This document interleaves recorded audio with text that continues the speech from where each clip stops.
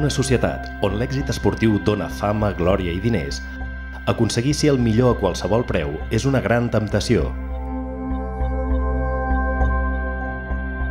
L'esport d'èlit ha anat evolucionant fins portar el cos humà al límit de les seves possibilitats.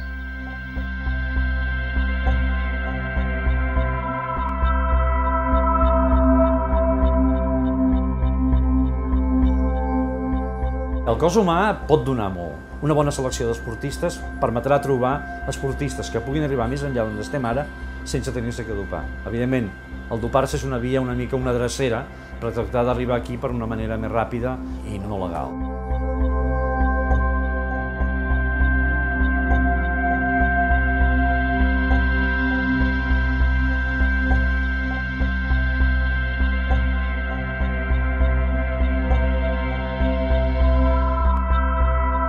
El dopatge és la utilització de medicaments, fàrmacs o inclús drogues amb l'objectiu principal d'augmentar el rendiment esportiu, no pas per una raó terapèutica o clínica.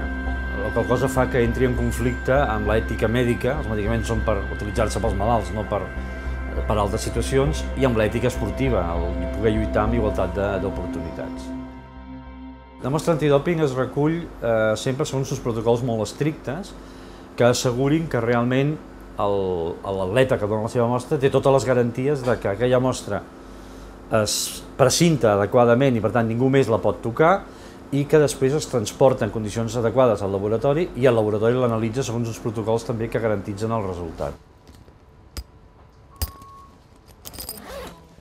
Aleshores, el procés normalment es recull la mostra d'orina, habitualment es divideix en dos frescons que anomenem A i B. Els dos es precinten simultàniament, l'esportista signa conforme està d'acord amb el procediment i el laboratori registra l'arribada d'aquestes mostres i el codi. És important saber que en el laboratori l'única informació que ens arriba és un codi numèric, que per tant no sabem a qui pertany. Per tant, treballem sense cap pressió de cap tipus. La mostra B es guarda congelada pel moment del contraanàlisi, si fa falta,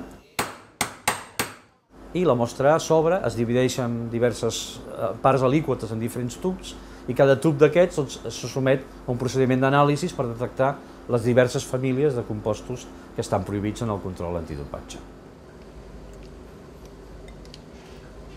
Els resultats preliminars d'aquestes mostres que s'analitzen doncs aleshores s'han de confirmar per estar estrictament segur que no hi ha hagut cap possibilitat d'error. El que es fa llavors és un procediment de confirmació. Es torna a agafar el frescor inicial, s'agafa una altra mostra d'aquella orina i aquest cop s'analitza ja amb un procediment totalment específic per la substància que se sospita que hi és. Aleshores, aquest procediment, el seu resultat és com una petjada digital o com un anàlisi d'ADN que no deixa lloc a dubtes.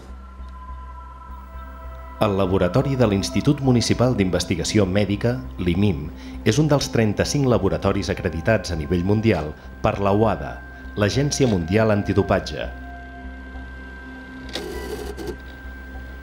El laboratori de l'IMIM, que analitza prop de 5.000 mostres d'esportistes cada any, està considerat un dels 3 millors del món. De les mostres analitzades, menys d'un 2% resulten positives.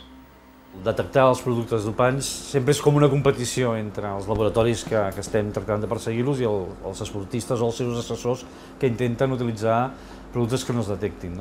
Evidentment, la sofisticació que deia abans és cada cop més important i els productes d'avui dia, molts d'ells el que fan són imitar productes que tenim en el nostre propi cos. Amb la qual cosa, detectar un nivell anormalment elevat no és difícil, però poder demostrar que aquest nivell ve exclusivament d'haver-se dopat i no d'una producció rara degut a l'exercici o altres variables, aquí és molt difícil. Jo diria que la detecció és més difícil més que res per garantir amb un 100% de fiabilitat que allò que diem és dòping realment ho és.